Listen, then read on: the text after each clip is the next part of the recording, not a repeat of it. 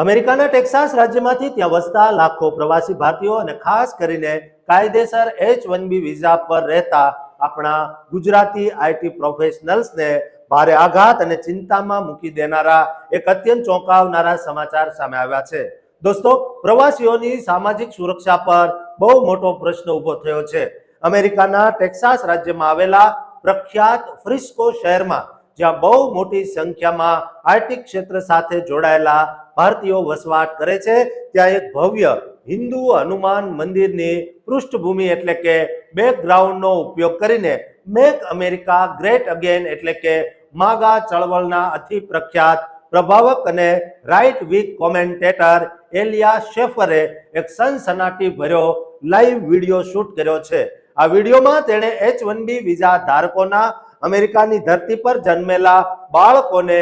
ખુલ્લેઆમ નિશાન બનાવીને અમેરિકાના બંધારણીય જન્મજાત નાગરિકતાના અધિકાર એટલે કે બર્થ રાઇટ સિટીઝનશીપ વિરુદ્ધ ઝેર ઓક્યું છે. શેફરે મંદિર સામે ઉભા રહીને ત્યાં રમતા ભારતીય બાળકો તરફ ઇશારો કરતા કઠોર શબ્દોમાં કહ્યું કે અમેરિકાની સુપ્રીમ કોર્ટના તાજેતરના નિર્ણયના લીધે આ બાળકો પણ હવે કાયદેસર રીતે એટલા જ અસલી અમેરિકન નાગરિક બની ગયા છે જેટલા સદીઓથી અહીં રહેતા મૂળ લોકો છે. તેણે કટાક્ષ કરતા સત્તાવાર વિડીયોમાં કહ્યું, being American means nothing, it's just magic soil now, એટલે કે અમેરિકન હોવાનો હવે કોઈ અર્થ નથી રહ્યો અને આ જમીન માત્ર એક જાદુઈ માટી બની ગઈ છે જ્યાં જન્મ લેવાથી જ નાગરિકતા મળી જાય છે. તેણે આક્રોશ સાથે પ્રશ્ન ઉઠાવ્યો, જો અમેરિકન આઈડેન્ટિટીમાં કોઈ લોહી, ઇતિહાસ કે પૂર્વજોના સંઘર્ષની જરૂર જ નથી તો પછી આપણે આગામી 4 જુલાઈના રોજ અમેરિકાનો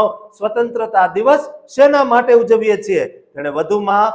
છેડતા કીધું કે જો આ બાળકો નાગરિક બની જશે અને તેમના પરિવારોને કાનૂની રીતે અલગ નહીં કરી શકાય તો પછી H-1B અને TPS એટલે કે ટેમ્પરરી પ્રોટેક્ટેડ સ્ટેટસની ગંભીર સમસ્યાઓનું નિરાકરણ કેવી રીતે આવશે? એલિયા શેફરના વિડીયોથી સમગ્ર અમેરિકામાં વસતા ભારતીય સમાજમાં બહુ જ પ્રચંડ આક્રોશ અને તીવ્ર વિરોધ જોવા મળી રહ્યો છે અને લોકો આને અસલી હિન્દુ ફોબિયા અને ખુલ્લું હેટ સ્પીચ એટલે કે વંશીય નફરત ગણાવી રહ્યા છે. આ મામલે પ્રખ્યાત કોમેન્ટેટર સંદીપ નીલે સોશિયલ મીડિયા પ્લેટફોર્મ X પર લખ્યું કે શેફર હિન્દુ મંદિર સામે માસૂમ બાળકોનું ફિલ્મ શૂટિંગ કરીને એવું કહી રહ્યો છે કે ટેક્સાસમાં આટલા બધા ભારતીય બાળકો હોવાના કારણે જ તે 4 જુલાઈની ઉજવણી બિલકુલ નહીં કરે અને તેણે અમેરિકાના ઉપરાષ્ટ્રપતિ પદના ઉમેદવાર JD વેન્સના પરિવાર અને તેમની ભારતીય મૂળની પત્ની ઉષા વેન્સ પર પણ આકરી ટિપ્પણી કરી છે. તમને જણાવી દઈએ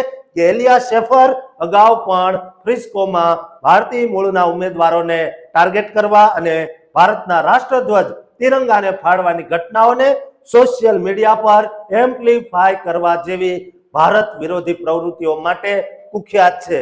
ગ્રેટ આંધ્ર અને ગુલટે જેવા મોટા મીડિયા હાઉસના સત્તાવાર અહેવાલો અનુસાર આ વિવાદ હાલમાં અમેરિકાના સર્વોચ્ચ ન્યાયાલય દ્વારા ટ્રમ્પના વિરોધ છતાં બર્થ રાઇટ સિટીઝનશીપને યથાવત રાખવાના ચુકાદા બાદ માગા ગ્રુપમાં ચાલી રહેલી આંતરિક લડાઈનો એક મોટો હિસ્સો છે જે ચાલુ જુલાઈ 2026ના મહિનામાં NRI પરિવારો માટે બહુ મોટી ચિંતાનો વિષય બન્યો છે. દોસ્તો, આવતીકાલે 4 તારીખે અમેરિકા તેનો જન્મદિવસ ઉજવે કે ન ઉજવે, પરંતુ ત્યાં રહેતા ભારતીયો હિન્દુઓ સાથે જે રીતે અત્યાચાર થઈ રહ્યો છે તેનો જવાબ માત્ર એક જ રીતે આપી શકાય અને તે છે ચૂંટણીમાં મત આપીને આ તમામ માગા સમર્થકોને સીધા દોર કરવા. એ જ હવે આપણો સાચો રોષ સાબિત કરવાની તક છે. દોસ્તો, આ વિડીયો તમામ ગુજરાતી ભારતીયને શેર કરજો અને હિન્દુ વિરોધીઓને જવાબ આપવા માટે આ ચેનલને સબસ્ક્રાઇબ કરવાનું ચૂકતા નહીં.